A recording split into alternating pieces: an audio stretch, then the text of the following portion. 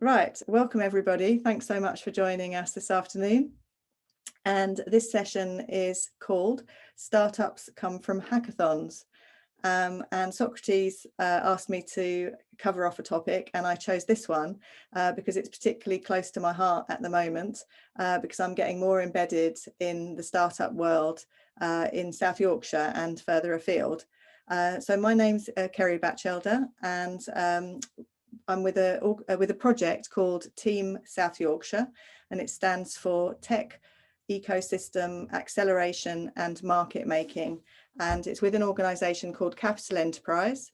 They're based in London typically, and they support the startup ecosystem in the capital. And they're well regarded. For example, they run the funding readiness programme for Barclays Eagle Labs across the country. And what their current strategy is to actually take their model out into the regions. And their first kind of main pilot region is South Yorkshire. So I'm just to give a tiny bit of intro about that, just to explain where Samantha, my lovely colleague, and myself, thanks Sam, we're both based at Capital Enterprise, and just to give you that context, and actually later to say that we're around to support if good things come out of this in terms of startup. Right, next slide. Thank you. Yeah, so that's the map of South Yorkshire there in the middle, just to explain the parent organisation and our project, and that we're working on the tech ecosystem regionally.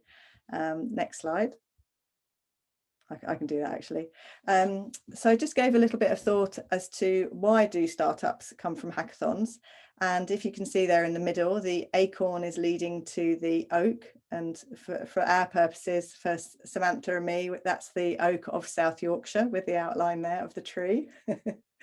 So I've just sort of highlighted a few little aspects around. So first of all, we've got that network diagram, and that really reflects that everyone's meeting new people. So for example, Gary Wooden, a colleague, and myself, we met someone from Germany today in one of our sessions. So it's really bringing a diverse set together. And not only, like I say, not only regionally, but the link little diagram is all about the national, international links that we're making. And just to give an example of a mentor, here we've got Phil Hornby, who brings brilliant skills. Here's Phil. And also Samantha and Phil are very active in the Sheffield startup scene, particularly Startup Weekend. So that's something else that will be coming soon. And then some other aspects of why startups come from hackathons. We've got, the fact that we're linked to universities and we're bringing this diverse range of knowledge. Also that, typically when we form a project in a hackathon, it can be quite focused, and you're actually really putting dedicated time into it for a short period, and so things can advance quite fast. And then in terms of the smartphone diagram there, it's the fact that we're creating prototypes and producing kind of maybe early stage minimal viable products very quickly, and iterating quickly, so actually things can develop faster perhaps than normal. And then in the trophy, it's lovely prizes and the incentivization that we have. And then the last little diagram, the little emoji there is about the idea that we're supposed to be having fun. And I'm sure we all are. We're not too bogged down in code and finding it tough. So here are the talks. So first of all, it's Samantha, my colleague, and Sam has huge experience working in the student enterprise and supporting a number of student startups. And often we chat, and the kind of fruits of Sam's labour are coming to the market now. Several of the people she supported at an early stage through several iterations of different ideas and products are now actually coming to market with fully fledged startups that are raising a lot of money. And I think it's very reflective of how we need to, create the conditions for startups. And that's very much why we're involved in supporting this today. Then I'm delighted to be joined by Adam Hill, and Adam is what's called a Royal Society entrepreneur in residence, and these roles are supported by the Royal Society to actually develop business engagement, innovation and entrepreneurship in universities across the UK. And Adam's been brilliant. He's spoken a number of times about data science to us here at Sheffield, and bringing his extensive knowledge and information about his transition from being a physicist to being a data scientist. And last but not least, Aejaz, my long-term collaborator, now at the NHS, working in health and social care and trying to bring new innovations to improve how that integration occurs between health and social care, and in general, sort of accelerating adoption of healthcare technologies. And Aejaz was at MIT in the States and had a MIT Sloan Fellowship, and had great experience in the ecosystem and entrepreneurship in MIT, and will be sharing his learnings from there. So just the final two slides, and if something does emerge and you need some help in the ecosystem to take things forward, then Samantha and I will be around to support you. You know, this is exactly what we need to do. We'll be bringing lots of different programs to the region to help people take things to the next stage.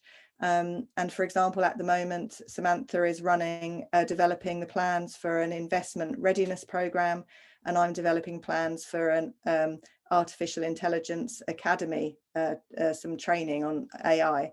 So there's lots coming to the region in the next 2 years, so we'll try and keep you posted.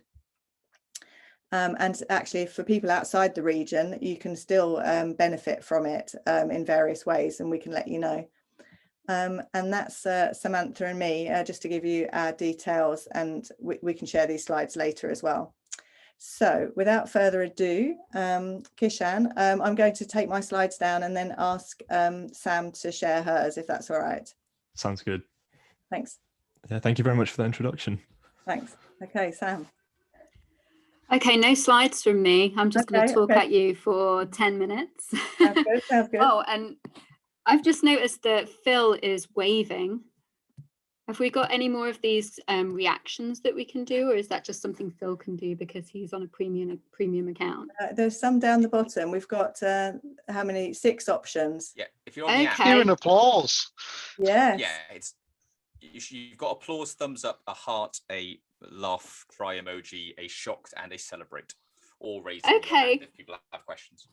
All right, well, this might work for what I wanted to start with then, because what I'd really like to do with everybody first, before I get into my talk, is to just check in with all you guys and see what's going on. So having been in lots of hackathons myself, as an organizer, mentor, basically all the roles within a hackathon, I know how kind of chaotic and crazy it can feel, especially when it starts to get about this time on a Saturday evening. So if you can use the reaction emojis and things like that, just to tell me how you're feeling right now, give me an idea. After 3, 1, 2, 3. Some people partying, lots of laughter. Yeah, good. Okay, lots of parties and thumbs up. No angry or sad faces here. They don't offer you that, so that limits your. Are these all positive? They are. Hilarious. Okay, so if you could also, and a shocked face. Okay, so I mean, hackathons can be really emotional places, right? And you know, there's a huge roller coaster, lots and lots of ups and downs at hackathon. Basically, I'm going to cover 3 main points with you guys today, though. One of them is, the first one is just basically how awesome you all are just for being here, regardless of the outcome. Ceri mentioned that there's prizes and things, and you know, hackathons, they typically run as like a game and as a competition, which is great, and they necessarily have to create that energy. But regardless of who comes out with prizes at the end or who is counted the winner, you're already awesome anyway, just for being here.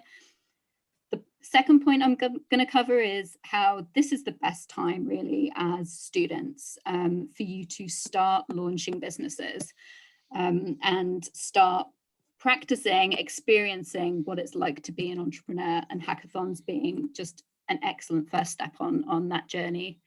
And then number three, third point that I'm going to cover is how you can improve your chances of success, whether it's your entrepreneurial endeavor or joining another entrepreneurial endeavor, or just immersing yourself in entrepreneurialism in general, how you can increase the chance of all that by engaging with your local startup community. Does that sound cool? Can I get thumbs up from people? Yeah, okay. Great. I'm going to be asking you some questions throughout, so please just dump stuff in the chat, be active in there. It won't put me off, and I think there's some time for some Q&A at the end. Is that Ceri? Is that right, Ceri? Yeah, depending on how long I waffle on for. Absolutely, and we can do a bit of Q&A after each talk and at the end, if all the speakers are able to stay. Yeah, I think we're all in good shape. Thank you. Okay, awesome. So if we'll do Q&A at the end, but if anything doesn't make sense, feel free to drop it in the chat and I'll try and pick it up. This is all fairly straightforward. I just know how tired I am at this time on a Saturday at Hackathon, generally. So first, a little bit about me. So thank you, Ceri, for your little bit of an introduction to me. But I just wanted to go into a little bit more detail about why you should believe anything I say to you today. And I guess the first bit is that I've been where you guys are now. So I've been a very early stage entrepreneur, potentially a first time entrepreneur. I've launched 3 startups myself. The first was, I think it was basically I graduated and then the next month I started my own company. And I'd been freelancing all the way through university as well. So I've kind of been through it a few times now with various different companies. The second is that I've been working and involved with hackathons for like 9 years, I think. I launched the Startup Weekend in Sheffield in 2012. I can't remember how many we ran, but I've also been a global facilitator for the Techstars Startup Weekends since about 2014. So I've been involved in, Phil's helpfully saying lots and lots, 12 of them, I think. Lots and lots of hackathons just in Sheffield. I've facilitated a few globally as well. And then also I've come back for, coaching, mentoring, judging, speaking, sponsoring even through my last company. So I've been around hackathons a bit. I like to think I know what I'm talking about for the most part. As well as that, I've worked with student entrepreneurs for 11 years in various different forms. I was a mentor at the University of Sheffield, supporting very early stage, high growth potential technology startups with students and very recent graduates. And I did that for, I think, about 8 years. And we did that from a co-working space within the university, and I'll come back to university provision a little bit later. But I helped to run that, to found that co-working space as well. So worked with lots and lots of early stage startups. I've spent the last 4 years working in venture capital, helping students to understand VC and how to make good investment decisions. And I'm a startup community person. So the things that I tell you about startup community, yes, I'm very biased because I've always been very involved in the startup community since launching the first startup weekend. But I've launched meetups and run meetups and attended meetups, run newsletters, curated various sort of things for the startup community, and just generally been involved as a bit of a busybody. So that's me. That's why I think I know what I'm talking about. We'll see what you think by the end of this 10 minutes.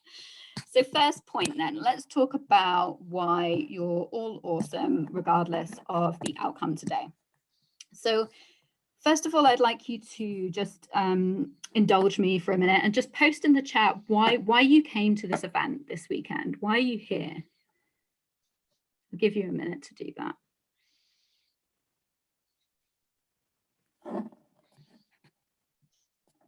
Nobody wants to be first.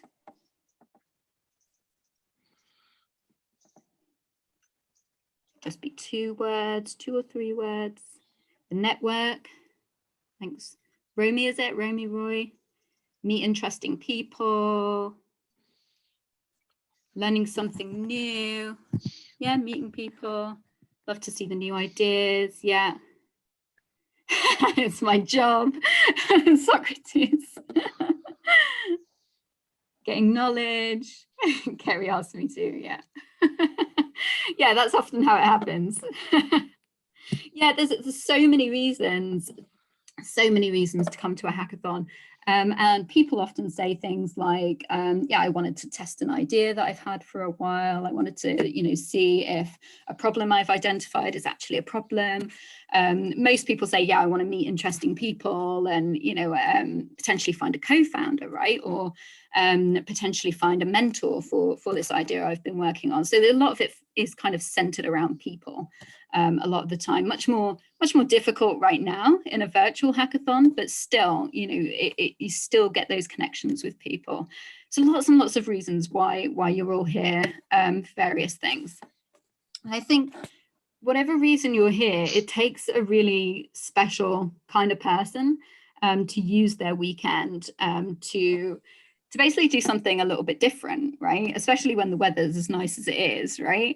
You've come out and you're using your weekend to solve a problem that you feel passionately need solving, to hang out with people that you've never met before in an environment that, may be completely new to you, and not many people do that. Think of how many people are at your in the country right now, or at the university, are in the sort of medical field as students, and you guys are the ones here using your time this weekend to build products and solve problems and share ideas with people. So yeah, that's pretty awesome that you guys are here. You could be watching TV, right? Even though it's lockdown, you could be out in the garden. So so thank you for coming, and just that's one of the reasons why you're awesome.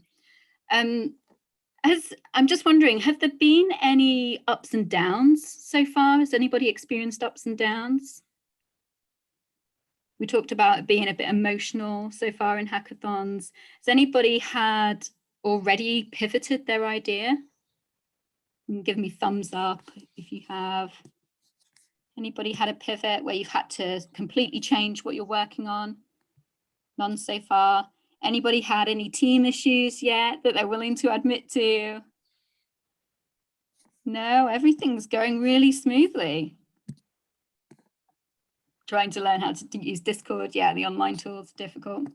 What I will say, oh yeah, and some people are still forming their teams. Yeah, I realized that. So what I would say, oh, that's great that you have a great team. Is it Romy or Roy? You have to tell me in the chat because you're being quite active. Yeah.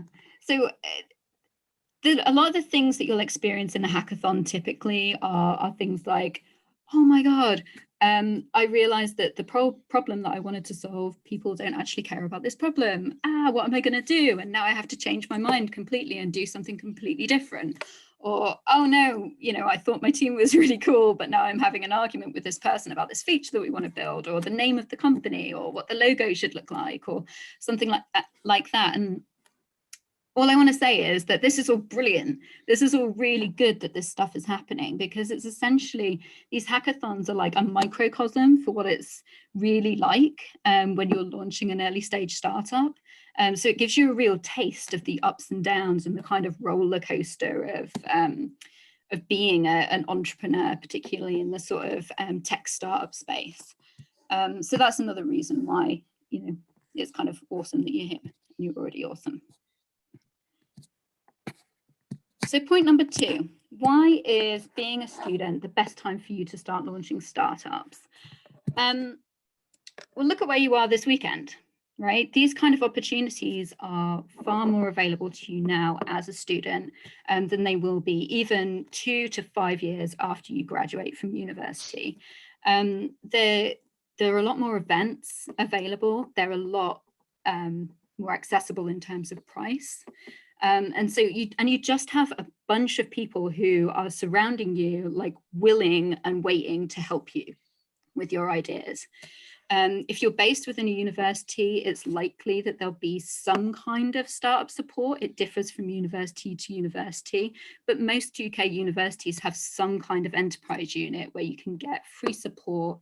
You can potentially access co-working space. Some places do a little bit of seed funding.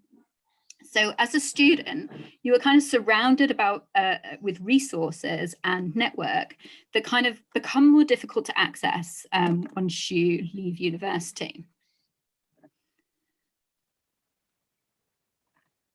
And other things, I'm going to make some assumptions here. I'm talking about sort of typically when you're a student, it may not feel like it right now, especially medical students and heavily sort of science-based students. And you can tell me I don't know what I'm talking about because I did journalism studies where I had like 7 contact hours a week. So sorry, but you do relatively have a little bit more time now than you do once you... Charlotte is joining the conversation. There we go. Okay. You do have relatively a little bit more time now than you will do once you start working. You have relatively fewer responsibilities like mortgages and children generally when you're a student. And you, like I said, you have more people sort of generally willing to help you because you're surrounded by this university support system and your peers, all of the students and the kind of peer support and emotional support that can come from that as well. The other thing is that being at university is a really quite a safe environment to test ideas, to launch things, to try things out, to take risks and to fail. I know we don't like to talk about failure too much, but it's kind of inevitable. And I'm sure some of the other speakers will cover this a little bit as well. But failing in even like small ways is inevitable. Like I said, you find out that the problem you're trying to solve doesn't resonate with your customers. You know, you for whatever reason, you know, or COVID hits and something happens, you know. But it's a relatively safe environment while you're at university, while you have this kind of support system to fail, and to build things, to fail and to bring yourself back up again and start again and move on to the next thing. Ceri mentioned earlier that some of the kind of people that I supported when they were students who came to like 2 or 3 startup weekends 5 years ago, for instance, you know, I supported them through multiple products, you know, multiple ideas they had that are no longer going, you know, that some of them crowdfunded those projects and, you know, and then decided to, you know, not continue with them for whatever reason. They just weren't high growth enough, or, you know, they couldn't find a founding team or whatever. And now they're launched, you know, they're doing really well. They've launched companies that have raised investment, and it's like their third startup. It's their third startup that's doing really well. But that it doesn't mean that it wasn't right for them to be launching those companies as a student. It was just all of that experience that they built up during that time and accessing all of that support network that was available to them has basically led to them being in a situation where they had the experience and the skills and the resilience to make it in this business that they're in now. So it's a perfect time for you to start launching companies and testing ideas. Let's see, where are we? And finally, going a mile a minute. I think I've taken too much time. We may not have enough time for Q&A. I'm sorry, Ceri. But finally, on supercharging your success by plugging into the startup community. Where is everybody living right now? Somebody said they're in India. I know Adam's in Southampton. Where is everyone living? Can you just post your city in the chat? Get an idea. Chesterfield, yeah, India, the Netherlands. Oh, this is a really global hackathon. Amazing. Leeds, fantastic. Penistone. Excellent. Okay, so wherever you are, there will be some kind of startup community. It may be really small, and what we called immature ecosystem, or, you know, it may be a really big connected startup community that has loads and loads of activity going on. But wherever you go, or Uganda, keep them coming because I love seeing this. wherever you are, there will be some kind of startup community and some kind of activity happening. So I urge you to find your local startup groups, find where the startup events are, the meetups, go to demo days, see if there's a startup digest operating in your area. This is a newsletter that curates all of the events and shares startup news and things like that, to keep yourself sort of aware of what's going on in the community, and just basically try and place yourself where other entrepreneurs are. You know, try and put yourself in situations where you'll be around other entrepreneurs. Most local councils also, if you can't access anything at your university, most local councils will provide some kind of free business support. For example, in Sheffield, it's Business Sheffield. You know, we have various launch pads to help early stage businesses. And you're looking at free support, free advice, and opportunities to meet other people in the same situation as you. And what I would say is, if you can't find any of these things, then start them yourself. It's actually not too difficult to do it. You can, all you need is a room somewhere in normal times and a group of people, and you don't even have to pay for, you know, you don't even have to put free pizza on. You know, that can come later when it's going really well and you find a company who wants to sponsor you. So in conclusion, basically, you've already won just by being here this weekend, no matter what happens tomorrow. So congratulations to you guys.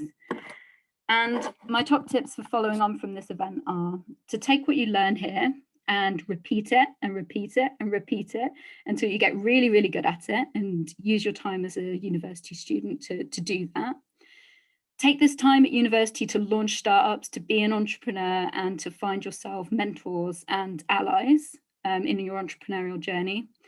And immerse yourself in the startup culture surrounding you in your city. Immerse yourself in your community, and with people who are as passionate about solving problems as you are. And doing these three things will just help you massively, whether it's this product or your next product or the one after that. So thank you for listening. I know it was a lot of information. I don't think we have time for questions, but I'm going to stay around till the end anyway. So thank you, guys. Oh, thank you so much, Sam. Really appreciate your time and effort and conveying so much, you know, good sense for people starting out on this journey, and loved the interactivity of it. I think we will crack on to Adam, and then hopefully we'll try and squeeze in a bit of Q&A right at the end for everybody. Adam, are you okay to share your screen if you've got slides? Yes, I should have. I have come with slides. Okay, lovely. You can Thanks. tell I'm a former academic. Hopefully, is that on screen for everyone? That's super. Yep. Thank you so much. Yeah, off you go. Okay. Brilliant. Cheers. Thank you. So this is going to be slightly different from Samantha, but I think you're going to find actually there's going to be some interesting echoes, because I'm coming at it in some respects from a very different perspective. I struggle with the description on, I mean, I'm, as we will find out in a second, I'm an entrepreneur in residence. Am I really an entrepreneur? Am I a founder? I'll leave it for you to decide by the end of it. What I'm going to kind of focus on a little bit is more my personal experience from the data science sector and my journey from academia into commercial data science.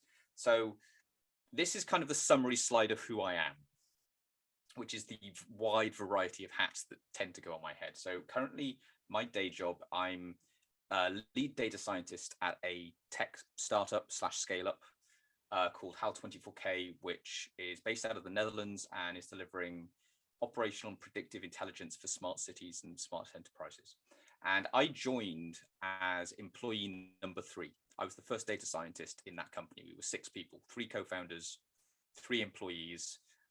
Subsequently, since growing, therefore, the newer people identify me effectively as a co-founder because of how early I was in the phase. And this is where my academic imposter syndrome starts floating back. Really, can I be described as that? Can I claim credit for that?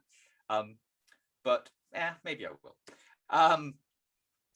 In concert with that, I'm involved in charity work. So I'm a long-standing volunteer with a community called Deakin, which tries to do pro bono data science work, effectively almost emulating what you might traditionally associate with the legal sector.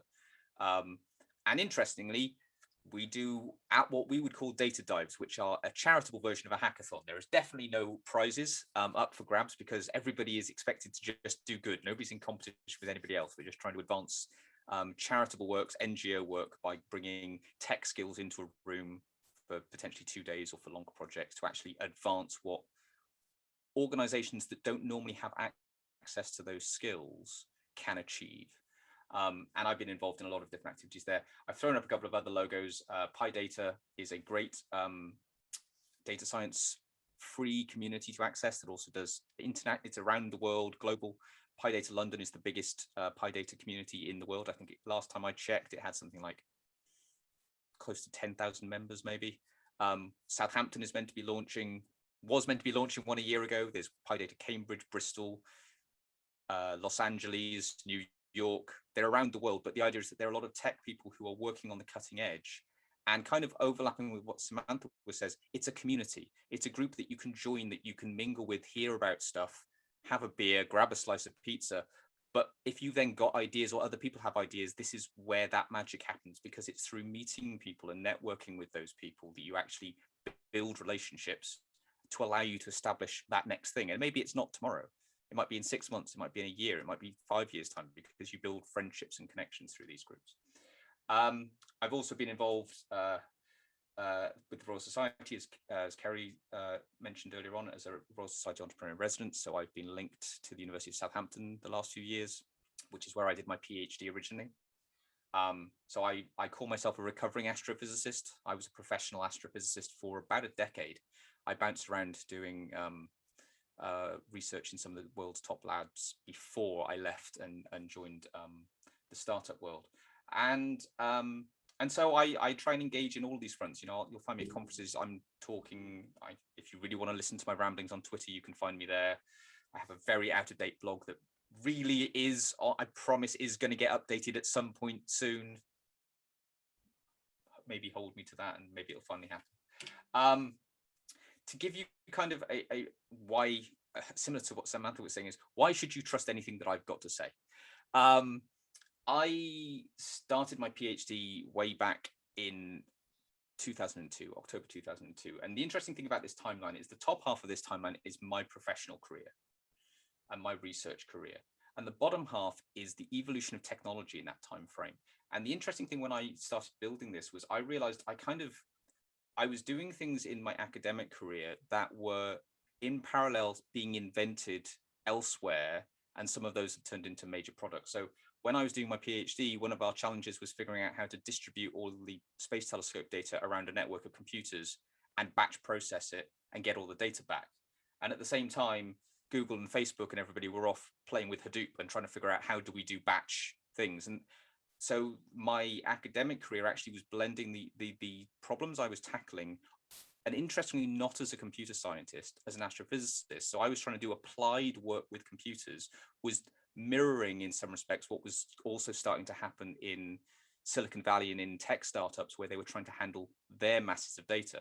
And this is why many people saw in the first sort of generation of data scientists that were going off into these, what have turned into giant tech companies, were actually particle physicists and astrophysicists and computer scientists, because they were already having to deal with this massive data deluge from scientific experiments. And so they took that knowledge of how to tackle the problems and then started turning them into commercial technologies. But the other thing that I think is always really important in seeing this is the rate of the pace that the technology moves on.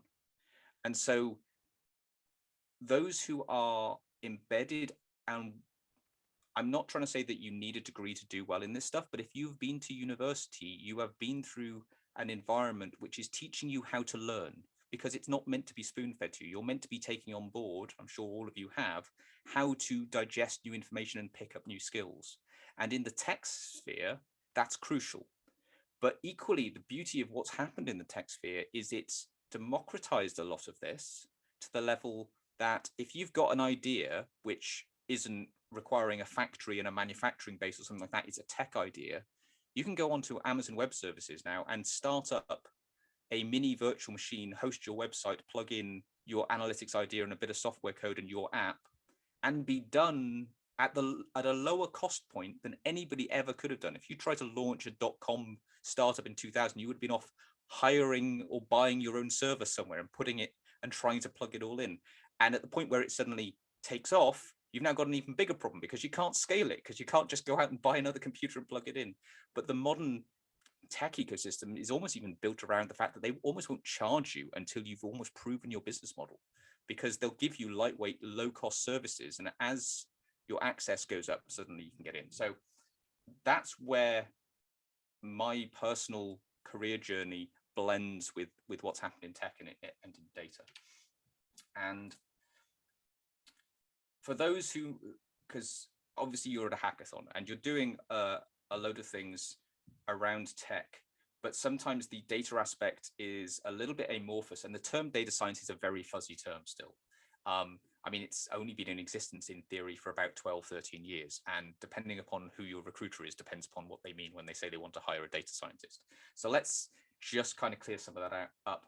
And it's, again, why people who've gone through the experience of learning a bit of statistics and a bit of programming and a bit of communication can be really powerful in this space, because every business, every area of society is generating data.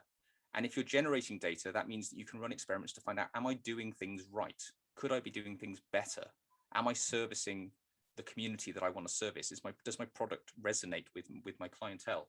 And so every business somewhere at some point needs to engage with that data to understand whether they're really solving problems and whether they're really doing them well. And what you find is that tradition, one of the definitions I always liked of a data scientist is it's a better programmer than a statistician and a better statistician than a programmer. And this is again why it originally started bleeding people from the pure sciences and from the academic world. But where they have to skill up is in, they don't know the business domain. And you need to wrap your head around and understand what's the business question here. There's no point just being swallowed by the, I've got a really cool tech problem, because it needs to solve something that's actually going to matter to people in the real world.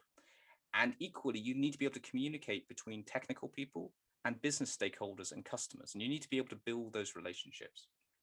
So to me, the perfect data scientist is at the heart of this Venn diagram, because they can do, they have access and they've built up experience in all of those spaces. And the ultimate goal, like as it says here, is you want to extract intelligence for some kind of problem, whether it be a business or a charity or government or whatever else. The point is, there is data, there is a question, and you want an answer out that you can use to make a decision. One of the best examples I ever gave is, if I'm going to predict whether it's going to rain for you tomorrow, that's only useful if somebody owns an umbrella. Because if nobody's got an umbrella, then we're getting wet tomorrow either way. So you've always, some people put it as who has the umbrella? When you're asking to solve a problem, predicting the weather is one thing, actually being able to take an action because of that prediction is crucial. You need to know that you can use that information somehow. It's got to be actionable, is really at the heart of some of this stuff. So what makes a data scientist? If you read that list on the right-hand side, you might have a small heart attack. And you should do, because it is a huge list of skills. And this is why there are data science unicorns out there, which is what a lot of places start hunting for, because they assume they can find these people. And I like to think I'm pretty good. I've been working in analytics for like 15 to 20 years, maybe, frighteningly. I know what all of those things are. I'm definitely not an expert in all of them. But I can but the interesting thing there is I know what I don't know, and I know where to go get started in that area that I don't know a lot about. So the crucial thing, and certainly if you're going off to build your own companies and you're going to need data scientists somewhere in that process, whether it's you or you hiring, you need to ultimately build data science teams. If you expect to just find one magic person who can do all of this, you're going to be burning them out in no time. And they're probably too expensive for you if they are really if they're already experts in all of this stuff. But it's, like I say, it's that confluence that you really are looking for people who have grasped the technical as well as the commercial. But the commercial is usually, ironically, the easier thing to train people up in, which is why if you can find those hard soft skills, because they're still soft skills, don't always get blanketed in the fact that I need a Java programmer. If you found a C++ programmer who knows some Python and is engaged in what your business is trying to do, they can probably upskill quite quickly in what you need them to do. And sometimes that's been the traditional problem with HR departments, is they literally get given that this is what my ideal candidate is. And then they reject a load of perfectly qualified people because it was more of a, this is my wish list, not my absolute bare minimum requirement. So, and again, this is why personal relationships and building those connections is really important from my perspective. That's just a big slide of logos. The key thing actually is that everything on there is free. That is all free open source software that's been put out by the tech community. Now, it's free because the tech community also puts stuff back in. The open source community exists because people volunteer their time to help support it. So if you're going to engage and build on these shoulders of giants, you should, and you should 100% do that. But also remember to try and give back where you can. So one of the other things in trying to attract top tech talent these days is actually giving them time to continue to support the open source community, to give them half a day a week, or to give them some time that they are actually engaging with these libraries. But the key thing here is, again, you don't have to start from a blank slate. There's a lot of stuff out there to help you to get involved in this space. Life in a data science startup summed up. In a small startup, as I was, you will, if you're the data scientist, you're likely to end up being the unicorn. And it can be exciting, but it is also stressful, because when you go and ask the question of how do I do X, and never is a, we don't know, then it's probably your job now to go and figure out how on earth you do X. And it's exciting because it's the experimentation phase, and you're going to be gaffer taping stuff together effectively, and just trying to make something work. It gets stressful when you suddenly start trying to sell that and maintain it, because that's the point where you do need to scale. You need to then turn into the team. So you need to get into that scale up phase where you have data scientists, data engineers, software engineers, UI, UX, database. You need to find the team that will support that product. You've gone from an experimentation phase to prove the principle to something that you need to be able to actually manage. Because if you sell something to a customer and then it breaks every second Sunday, they're going to get pissed off with you really quick, and you're going to lose that customer. So you can't just move on to the next thing. And I've seen that happen. People build something. Oh, great, it works. I'll sell it. Now go and invent the next thing because I want to sell something else. And they forget about actually making that product properly maintainable, supportable. And if you're just interested, there's some great stuff online about how Spotify tackled this. When they started out, they were a small team in their initial music product. And as they scaled up, they realized they had to actually tear up some of the rule books.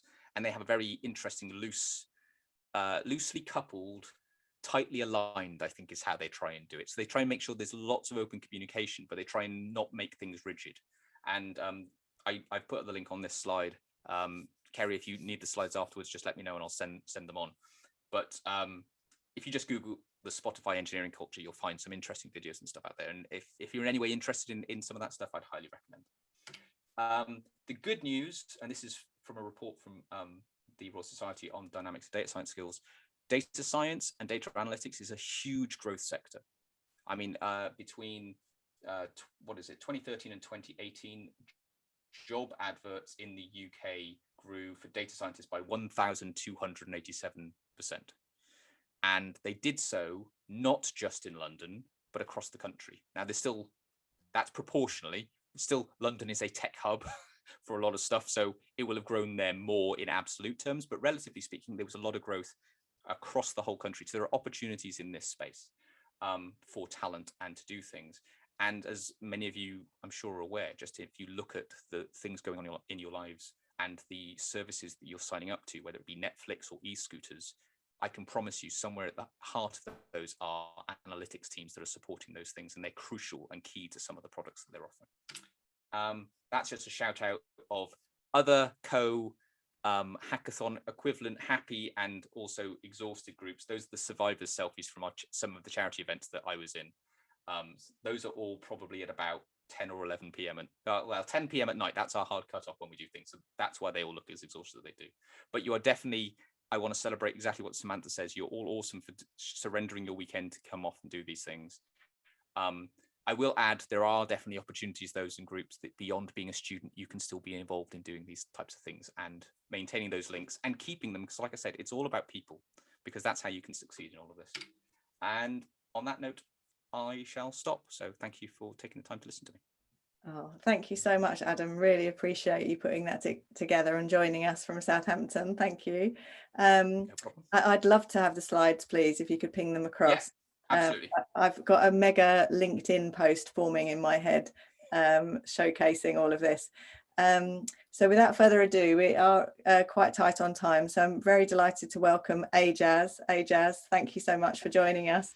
Aejaz and I have worked together for a long time now and on a number of hackathons, and we love it. We have great fun doing it, and so I'm really pleased that Aejaz is here to share his knowledge about hackathons and startups coming out of them from MIT. Thanks, Aejaz.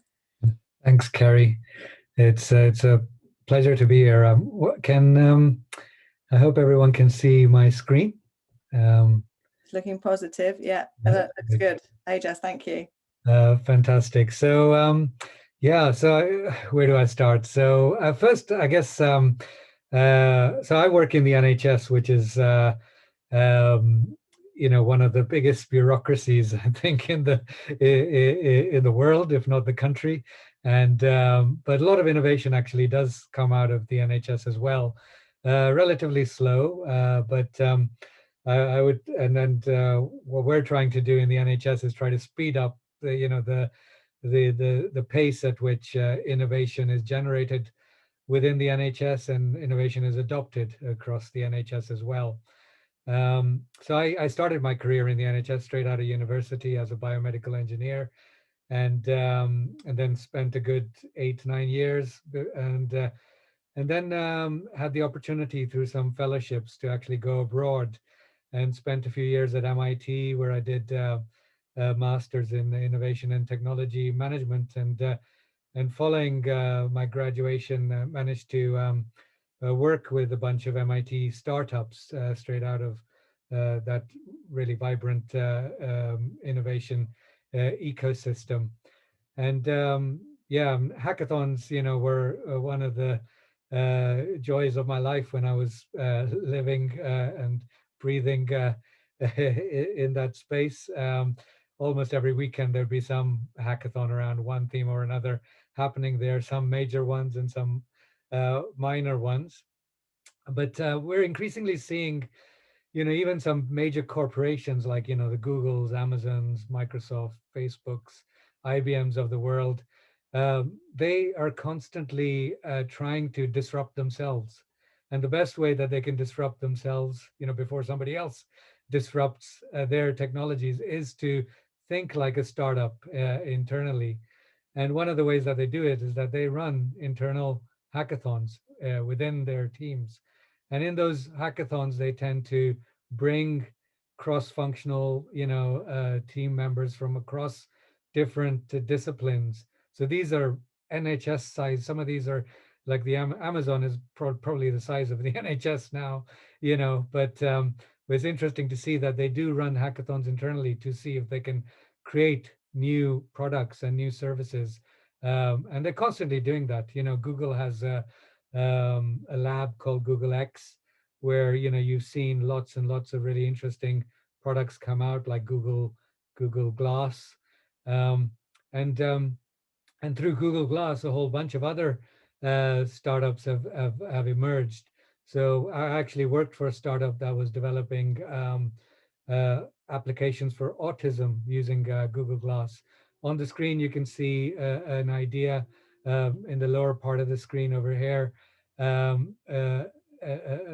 company called Ira that's really been very successful over the last few years, that started off using Google Glass as a to prototype on, and it basically is a product that crowdsources sighted individuals from across the planet to support somebody who has poor sight, who's wearing that glass and uses the camera on the glass to navigate their world. So if you're, for example, in a restaurant in Italy as a tourist and you're blind and you're wearing this Ira device, you can read a menu and log in, and somebody who can read in Italian, and you don't even have to know Italian at all, will read the menu for you in your ear, and guide you through the menu.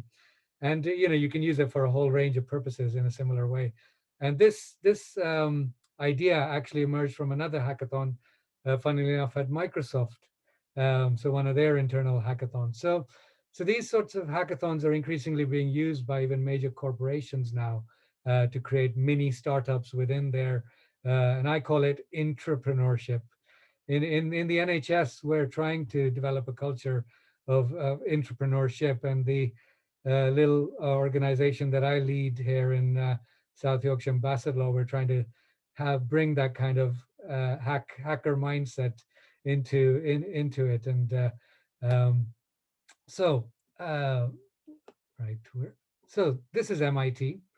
So arguably one of the most innovative universities on the planet, very much a tech-focused university, the Massachusetts Institute of Technology. And it's very much an entrepreneur, has a very much an entrepreneurial culture within the university and within the ecosystem around it. And over the last several decades, numerous big and small companies have emerged from MIT. And someone back in 2014 actually did a little analysis of the sheer number of companies that have emerged from MIT, have MIT founders, and they calculated that the annual turnover of MIT founded companies, or that involve MIT founders, is somewhere in the range, and that was back in 2014, in the range of $2.1 trillion annually.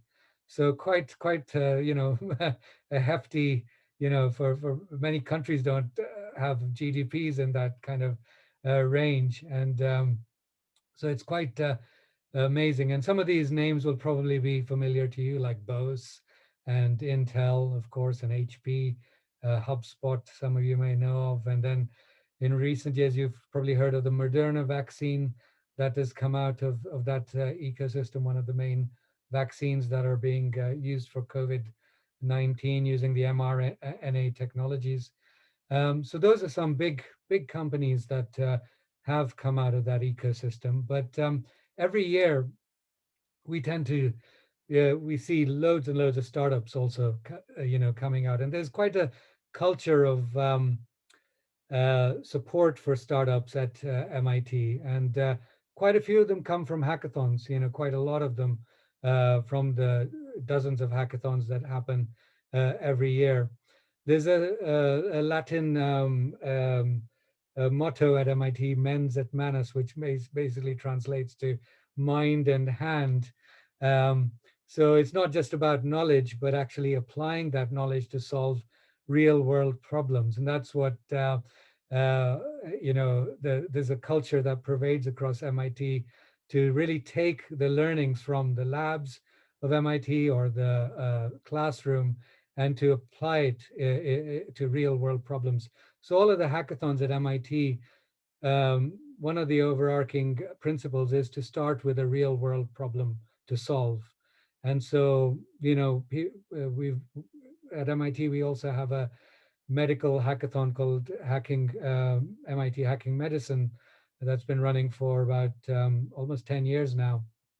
And they'll invite, clinicians and patients to come and talk about an unmet need, a challenge that is currently poorly being met by existing technologies or services within the health sector. And then teams would typically form around that problem and then try to solve it over a weekend. So it's always starting with a real world problem and trying to ensure that that problem is actually experienced by others, so there's a element of validating, a market for that problem, and then involving service and product users from the very start in the design of the solution. And one of the things that we often used to hear at MIT is that the idea is really a very small part of what makes a successful startup. Many people get really wedded to an idea and really get very protective about it.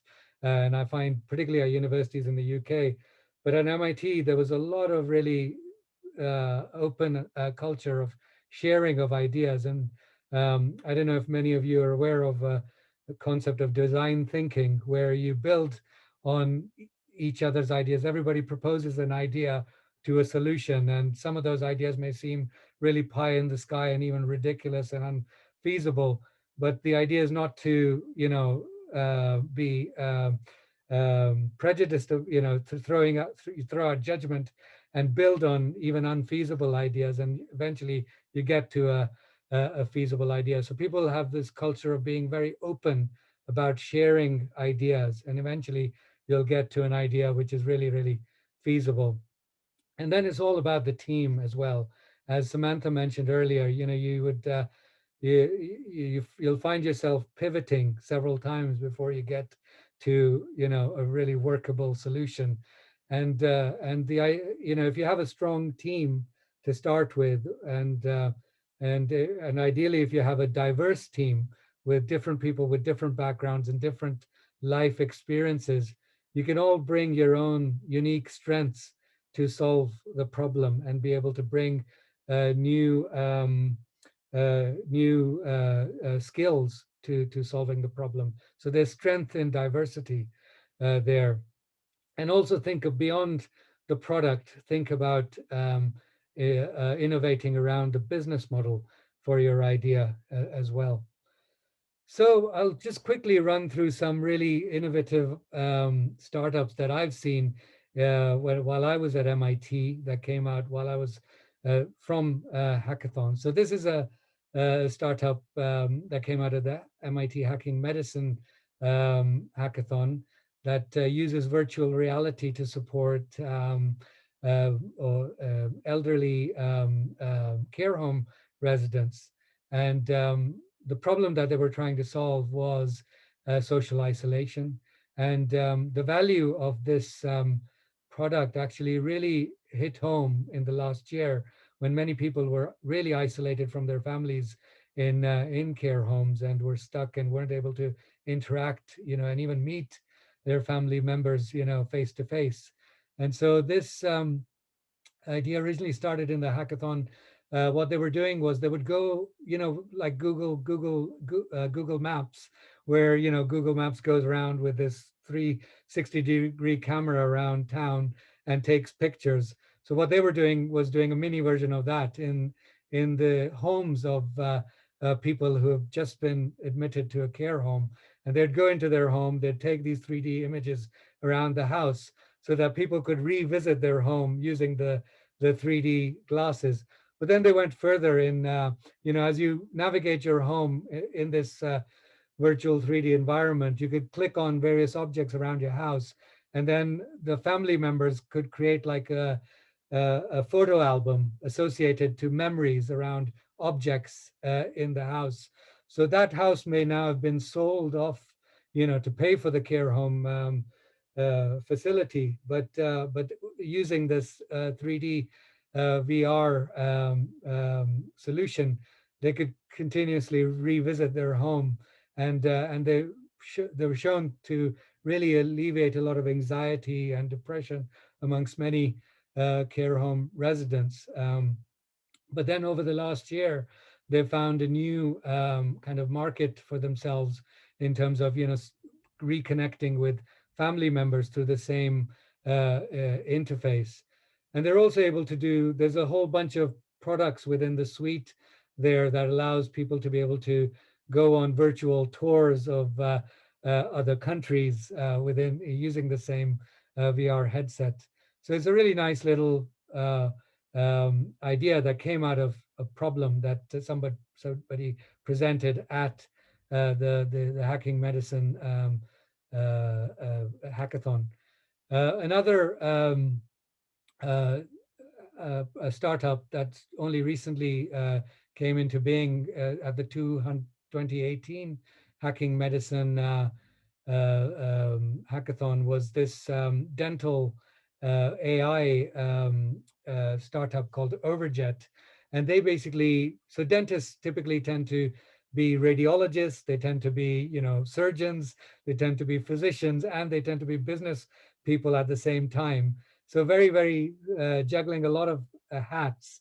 And what this company is now doing is using AI-powered solutions to dental records. They're using predictive algorithms to automate a lot of dentistry-related processes and making dentistry a lot more intelligent and time-saving, and allowing dentists to be able to see a lot more patients and manage a lot of their admin a lot more intelligently. And finally, this company, so that company Overjet came out of the hackathon in 2018, and last year they raised about $8 million in Series A funding. And this company is one of the most successful to come out in recent years in front of my eyes, actually, from the same kind of hackathon called PillPack. And the problem here was a problem that a lot of older people tend to experience as you get into your, I don't know, 70s, 80s, etc., or 60s even. You'll often find people tend to be more likely to have multiple healthcare conditions, and which means that you have multiple drugs that you're taking during the day. And there can be a lot of problems with, you know, remembering which drugs to take at which times. You know, some you might have to take 3 times a day, others 4 times a day, others 6 times a day. And it can all get pretty confusing. And you've probably seen these pill boxes that people tend to keep, and they have to, at the start of the day, you know, put in all the right pills at the different times. And it's still quite time consuming. And if you miss some pills, it can over time lead to a lot of complications. So this, somebody presented this problem at the 2012 Hacking Medicine Hackathon, that, you know, their grandparent was experiencing some of these challenges and were having to deal with like 26 different medications during the day.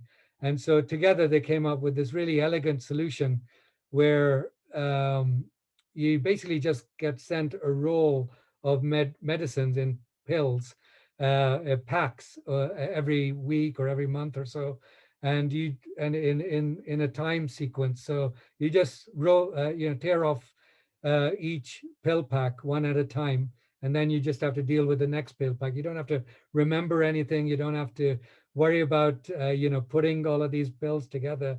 The company does it for you.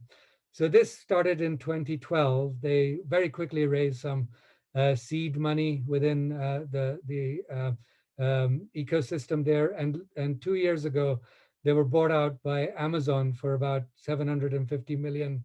So just 6 years after coming out of the hackathon idea, they were acquired for some eye-watering sums of money, and they're doing really, really well at the moment in the US.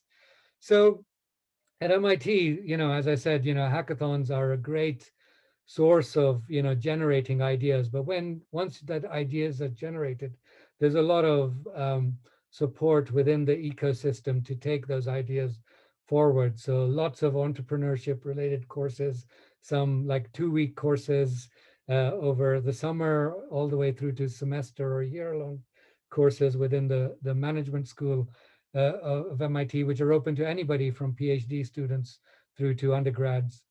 And then there's a whole raft of competitions that take place at MIT, like the 100K competition, MIT Solve competition, which is designed to solve, develop, problems experienced by sustainability and in developing countries.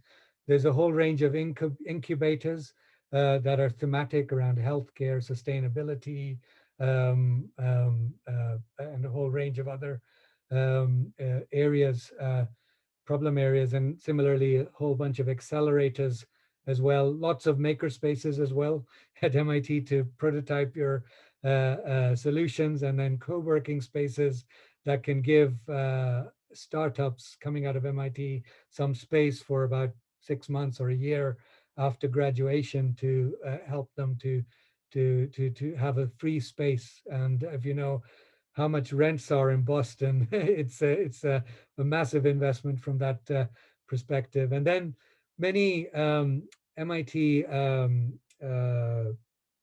founders and also volunteer to onto this venture mentoring service that can, so successful, you know, leaders in the technology sector who are MIT alumni will come back and support startups as mentors as well. And then we had this technology licensing office that supports with IP, intellectual property.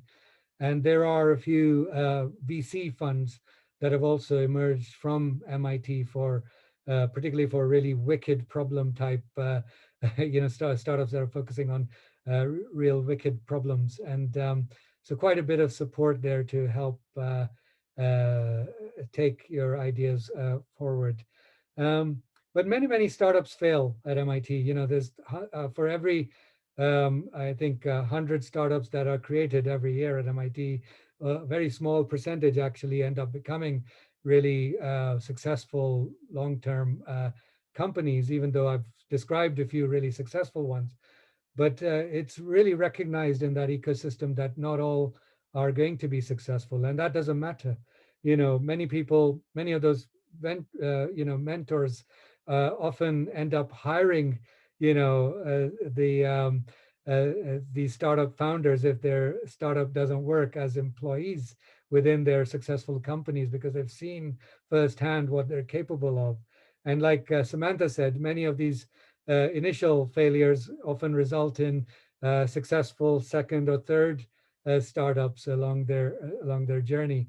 And that's what that whole ecosystem is designed to do, is to really encourage you to keep failing if you need to, and then learn from it and be more successful in the next round. So so in the NHS, we're also trying to bring this culture of, you know, not worrying about failure too much and risk too much, and being not too risk averse, but embracing risk and managing it rather than shying away from it. So I hope I haven't gone too much over time, but thank you. Aejaz, that's really fantastic. And I must say to you, there's a business called Immersive Reality based in the north of England, and they are using VR without the headsets. And I think it could be really interesting for the social isolation issue. At the moment, it's geared towards special needs, but it could really work, I think, for loneliness as well. So I will try and remember to ping that across to you. Thank you so much, everyone. We have gone a bit over time, so if anyone needs to leave, feel free.